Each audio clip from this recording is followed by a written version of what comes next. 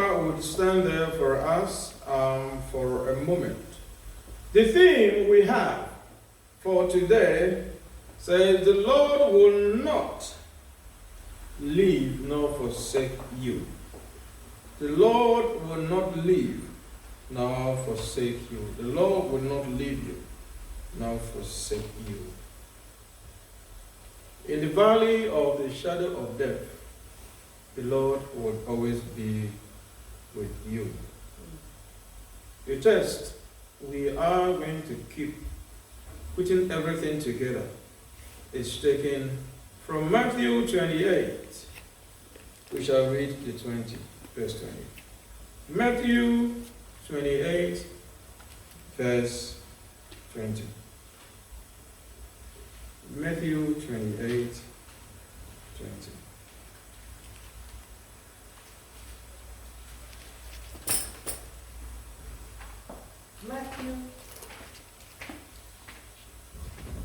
Matthew 28, verse 20.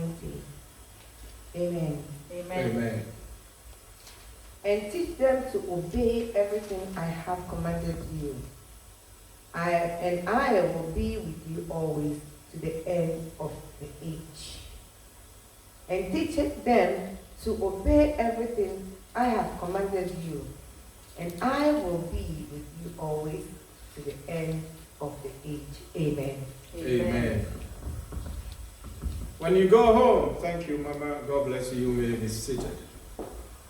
When you go home, one thing that I want you to have in your mind, or even as the message comes, one thing that I want you to focus on is that what the Lord has started, He will bring it to a perfect completion. What the Lord has started, He'll bring it to a perfect completion. So this is what I want my audience, I want my listeners to keep in your minds, that at the end of this sermon, you would be convinced that whatever the Lord has started in your life, He will bring it to a perfect completion. Amen. Going to a place for the first time can be very scary,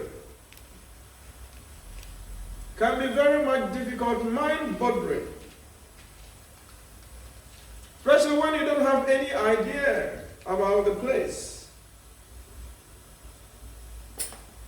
When you don't know the means of transport together. When you don't know what to expect, how long the journey will be, and even the destination. Sometimes we go out and we don't actually know where we are going to.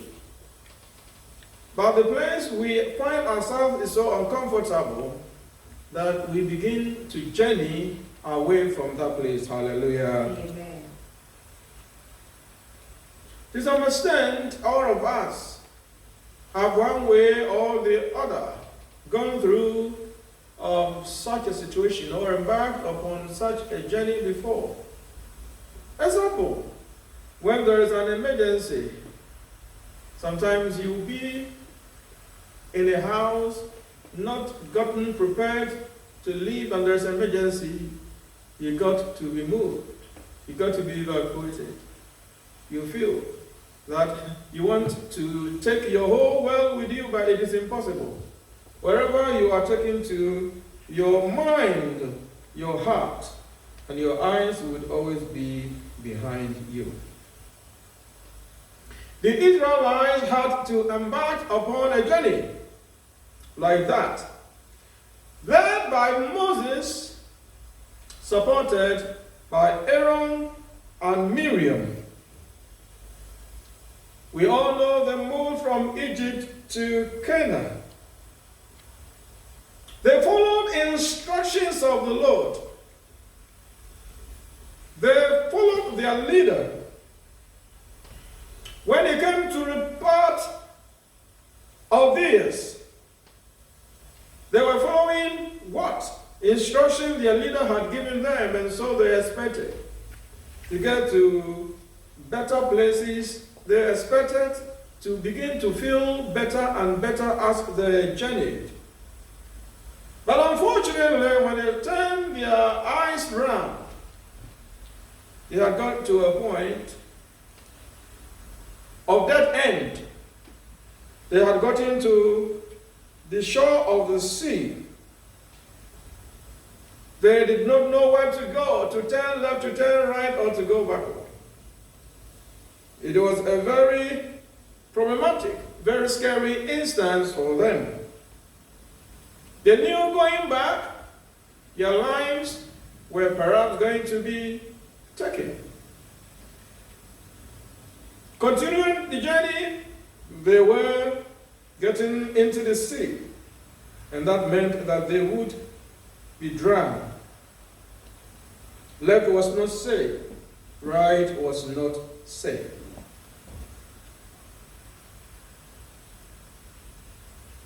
The Lord, as we know, did His miraculous work.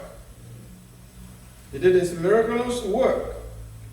And the Israelites were able to walk on a dry land, even upon the waters. Hallelujah. Amen.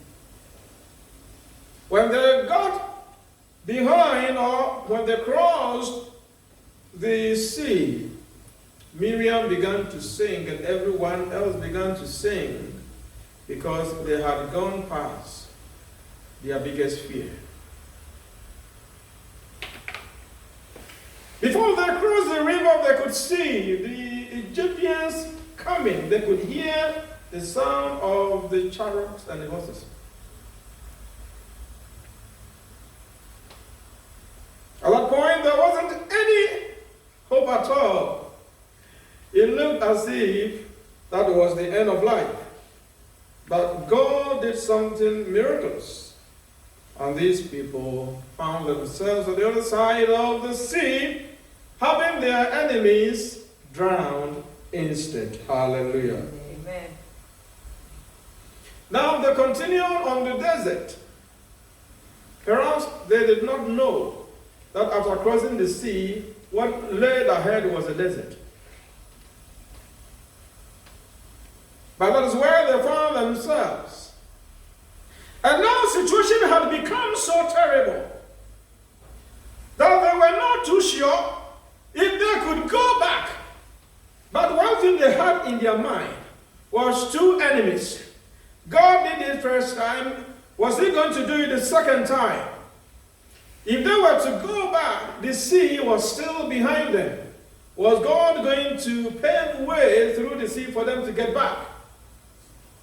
And if God was to pave way, what would happen when they get to the other side?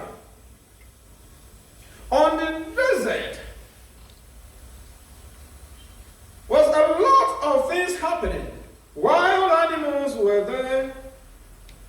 Hyenas, we know, the wild on the desert. We have snakes, we have so many things on the desert which fought against their well-being. The weather was not so conducive for them. In the day, it was too scorching. The sun was too high. In the night, it was too cold. But these people did not have what it took for them to withstand these sort of weathers.